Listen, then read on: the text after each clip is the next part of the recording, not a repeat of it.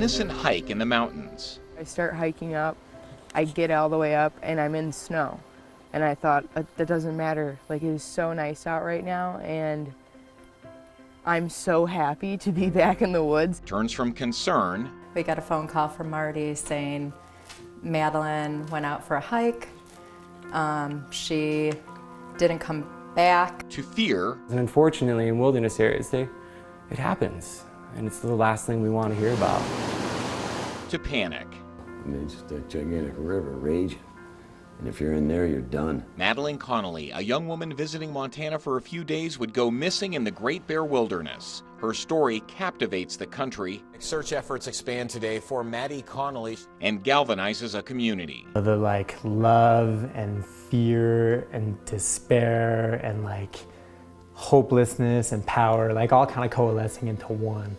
Just it exploded out of everybody, I think, at the same time. A story of survival. Just kept thinking, I gotta make it back. And hope. Please, God, keep her alive. Please keep her positive.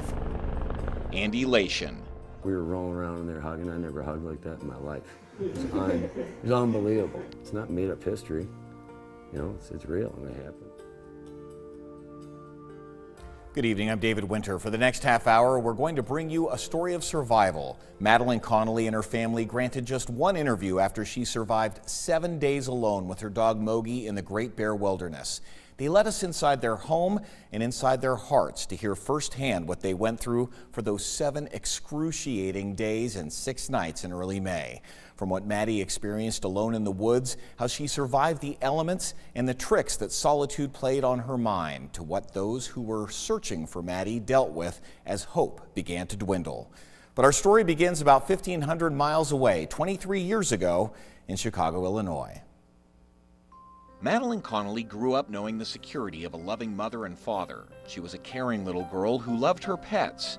She grew into a determined teen who played softball and tennis for her Chicago area high school. She was always self-sufficient, making her own money by doing a lot of babysitting.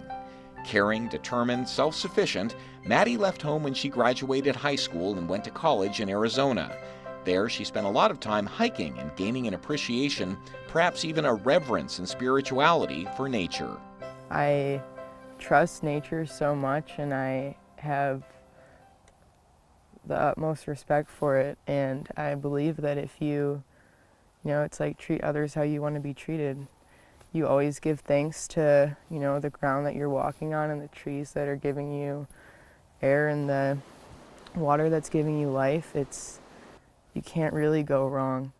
Maddie set off for a trip to Alaska with a friend, but first she would stop in Montana to visit her uncle. The Great Bear Wilderness is about 300,000 acres or 450 square miles bordering the southern edge of Glacier National Park. Rugged ridgetops, gently sloping alpine meadows, thickly forested river bottoms. Grizzly and black bears roam the woods in the spring, summer, and fall. Mountain lions hunt deer and elk. Gray wolves prey on sheep and moose. While the wild animals struggle to survive, thousands of people take to the 310 miles of trails to enjoy the beauty of the rivers and the peaks, ranging in elevation from 4,000 to nearly 9,000 feet. It's an awe-inspiring area that also comes with risks. But those risks probably the furthest thing from Maddie's mind as she and her dog Mogi set out on the morning of Thursday, May 4th. She was prepared more for a light hike than a long trek. My hiking boots, I was wearing overalls, a crop t-shirt, this flannel sweatshirt. I had my dog's leash and my car keys and a $20 bill. She was going to take off and, go hiking. Marty Connelly is the uncle Maddie was staying with for the few days leading up to her trip to Alaska. It just seemed like a mellow day. She's going to go take the dog and go find open water. Marty remembers saying goodbye to Maddie as he headed left to go to work and she turned right to go for a hike. It was beautiful. It was the nicest day of the spring. I mean, you could ask, no joke, and it was just a beautiful day. And this is where Maddie ended up, the trailhead at Bear Creek. She and Mogi set off for a couple of hours. They didn't bring food or a jacket. Maddie even forgot to bring the water bottle that she always wore on her belt. I found a trail without snow and I was stoked, and so I start hiking up. I get all the way up and I'm in snow. And I thought, that doesn't matter. Like, it is so nice out right now, and I'm so happy to be back in the woods, and Mogi was stoked. She's rolling around in the snow. It's now early afternoon. The sun is shining. Maddie was reveling in her surroundings. And I found a pool next to the river that had been warming in the sun all day. Jumped in, Mogi and I were swimming for, half hour. And that's when I realized that I didn't have my water. So I headed back up the trail and took a right instead of going left and kept going. I was just still so stoked, and then I kind of was like, oh, I think I'm not in the right place, but this trail has to loop around soon. It would not. Maddie and Mogi were heading deeper into the woods. Meanwhile, Maddie's Uncle Marty was feeling uneasy. Then it just felt kind of weird. I was pacing, I was getting uncomfortable from the get-go. But Marty knew his free-spirited niece. She may have just decided to spend the night in her car, or perhaps hooked up with some people and was just hanging out. But that was not the case. Maddie and Mogi were wandering, and the late afternoon sun was taking its toll. Started getting tired, laid down, took a nap, woke up. It was nighttime, and I was freaked out.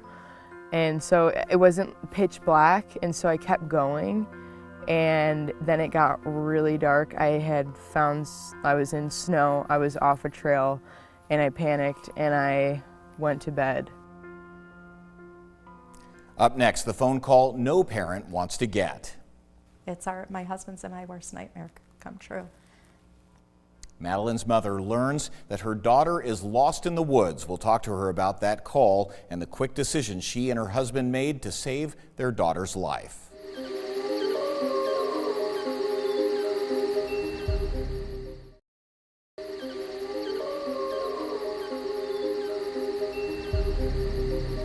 Free-spirited Maddie Connelly had set off on Thursday, May 4th for a short hike in the Great Bear Wilderness with her loyal dog Mogi.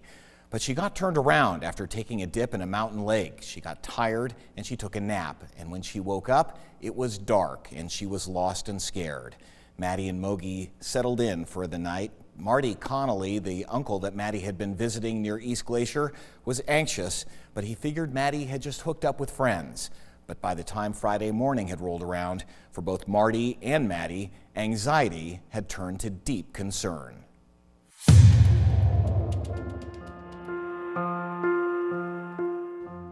And I woke up early in the morning and just kept thinking, I gotta make it back. Marty's probably wondering where I am. Maddie and Mogi had no bearing. They were surrounded by 200-foot spruce, pine, and fir trees. They hiked for miles. And I started seeing things, and I thought I saw people fishing or something, and I thought I saw maybe like a trailer camper or something across the lake. And so I made it across the lake. I crossed a river, and then I crossed over a lake, and there were no people. There was no parking lot. I thought maybe there'd be a parking lot at the other side of the lake.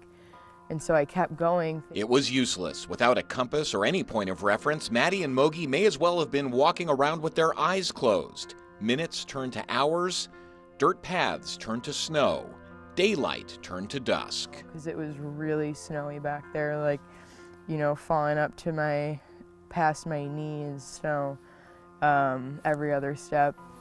So I dried out, and I was confused. I didn't really know what to do. Thinking about it now, I should have turned around, but I didn't. And I found somewhere to sleep, and I went to bed pretty early that night. Marty called Maddie's mom back in Chicago.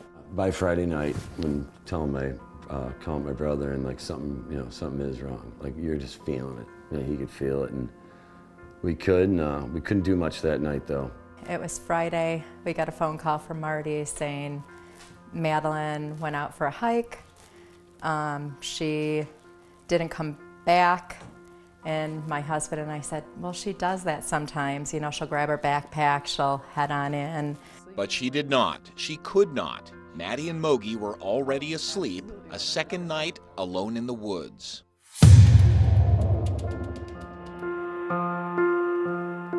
Saturday, May 6th, Maddie's Uncle Marty was way beyond concerned. His niece had been gone for 2 days and 2 nights. He started driving to trailheads, searching for her car. It didn't take long. We found the car, just flew at it, And you can't help it. You fly up to the car and bang down the window. Maddie and Mogi were nowhere to be found. Marty called his friends, the sheriff, and his brother in Chicago. Saturday morning, they had found her car, and that's when we were like, this is not the norm. So we booked a flight, and 15 minutes later, we were out of the house. Understandable. It was their daughter. But what people who don't live in the area might not understand is why a small army of people who had never met Maddie dropped everything and came to help. Having spent a lot of time in the mountains with a lot of these folks here, and just knowing how powerful they can be, and being moments where I've been scared and have been like, wow, what is this going to bring? Just knowing that just like pushed me to be like, there's someone out there. We got to go and help out. Marty, having already been worried for 2 days, took one look at Bear Creek and allowed his doubts to get the better of him. You know, and you can't help them, man. I'm human. It was like you just saw this thing flying by, and it was all I could think of. I mean, instantly, it was like, you know, threw a stick, dog went in, maybe they both went in. And you know, instantly, like, it's not being negative, being realistic. You know, I mean, it's just a gigantic river raging. And if you're in there, you're done. And, yep, so it kind of fell apart. By Saturday afternoon, Maddie was also losing hope. After the second day, I was fighting the demons in my head that were, you know, oh, you never got to say sorry to that person. You never got to thank that person. You never got to, you know, fix that friendship. And I just had to let go of all of that. And I was really struggling with that, but I had to forgive myself, because if I didn't, I wasn't gonna make it. Little did Maddie know, by late Saturday afternoon, that small army searching for her had grown, and her mother and father had arrived on scene. We got to the parking lot and saw all these beautiful people that came out, brought food, brought love, hugs, and people I didn't even know that were showing up to look for our daughter. My husband and I were overwhelmed with emotion. And Maddie and Mogi would find a place to burrow in for a third night, alone in the woods. Days alone in the woods, and Madeline hasn't eaten a thing. After the break, she tells us what she did to fight off that hunger. Our exclusive interview with Madeline Connelly continues right after this.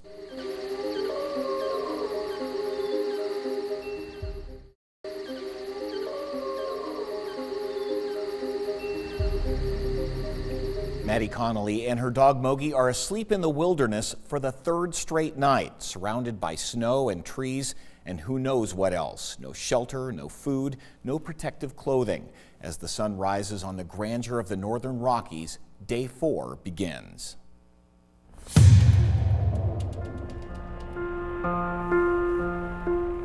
It's my husband's and my worst nightmare come true.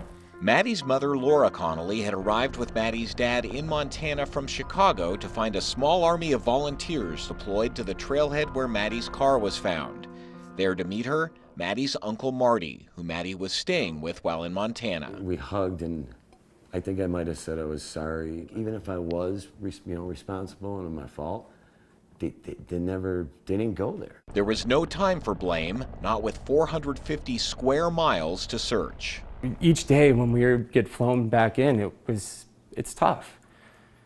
It was tough. I can't lie. Like when there were moments of doubt. Chris Lewis was one of the volunteers who showed up day after day to search for Maddie. But he was not just concerned about the environment. Maddie had not eaten since Thursday morning. I was going through a lot of the different meals that I've eaten over my life, and I think that was also fueling me in a really weird way, because, you know, you can remember the best piece of chocolate cream pie that you've ever had. You know, you just keep pretending to eat it, the best burger you've ever had. But back in the woods, there was little to eat. So these are the glacier lilies. And you would eat these? Uh-huh. That was your food? Yep. Mind over matter, Maddie had to dig deep and change her perspective. I was mad the first night. I was so angry, and I was reminding myself, wait a second, Madeline, this is not the forest's fault. This is your fault. You got lost.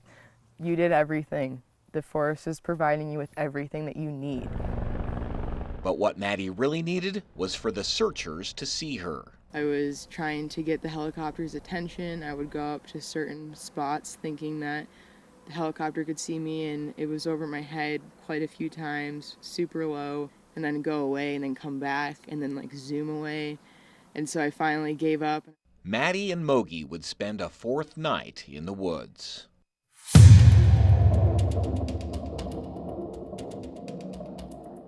Right now in Montana, a missing woman's footprints are found and close behind those of a grizzly bear. Luckily, I didn't hear that. I didn't know any of that. All I knew is if anyone could come back, it was going to be Madeline, and if anyone could find her, it was these guys that showed up.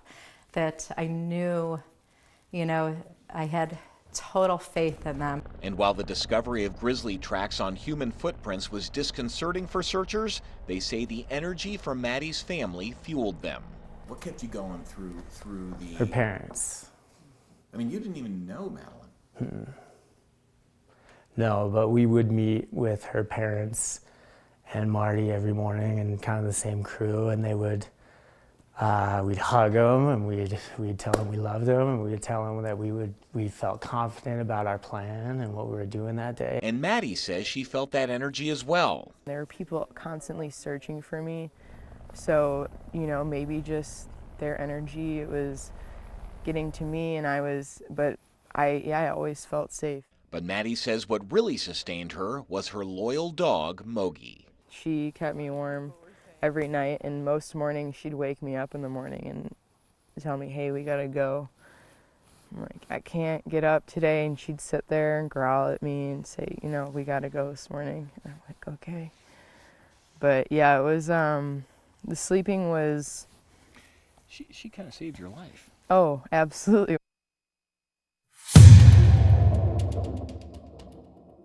Politics. Search efforts expand today for Maddie Connelly. The multiple days searching with no success was taking its toll on the searchers, but Maddie's mom was there to give them strength. I hugged these guys, they kept me going.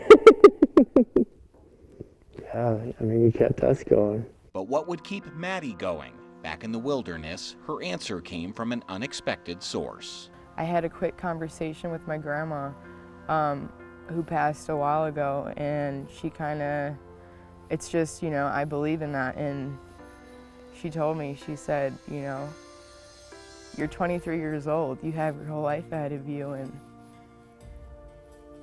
you know, you have your dog right here, you gotta keep going. Maddie's conversation with her grandmother gave her renewed energy and renewed hope as she settled in for her 6th night in the wilderness. Your baby is out there, what are you thinking? It's dark, it's cold. You know, please, God, keep her alive. Please keep her positive, keep her warm. Prayers answered, and Maddie keeps that promise that she made to her grandmother. We found her alive and well. Yeah, I think everybody started crying and you know, smiling, and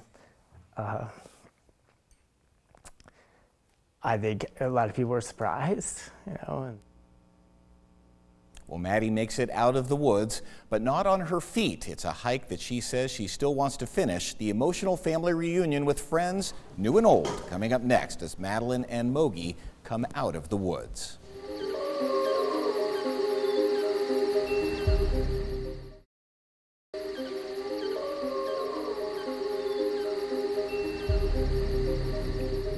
Every hour that Madeline Connelly spends in the Great Bear Wilderness, her chances of survival dwindle.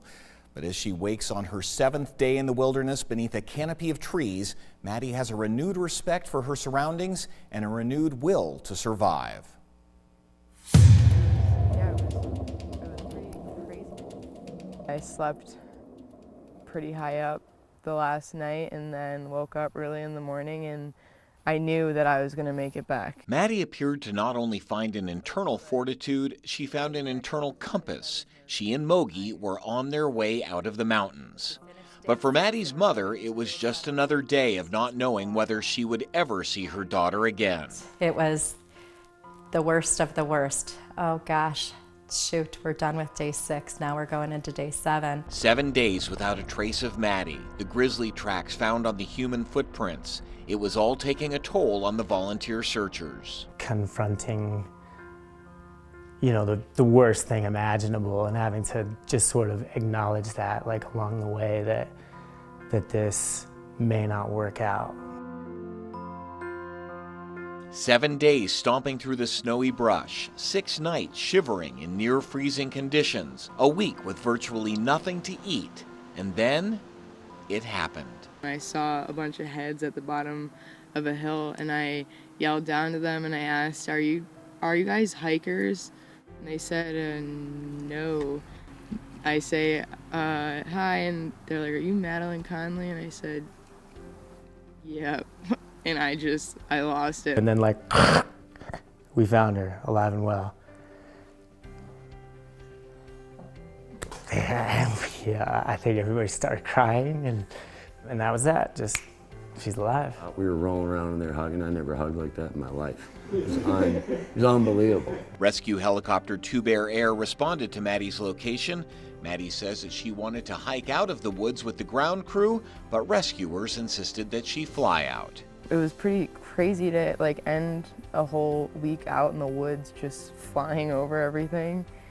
And having to leave Mogi was pretty hard. She was just looking up at me, wondering what the heck I was doing. They would soon be reunited, but first, Maddie would see her parents. Can't even explain it, you know, how you get your child back.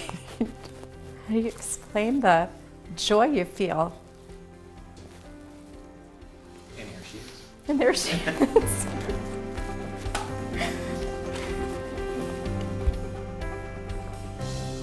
Uncle Marty invited us to a reunion of sorts about a week after the rescue. Your strength, wow. I just, yeah, you're a beautiful and strong woman. I'll give you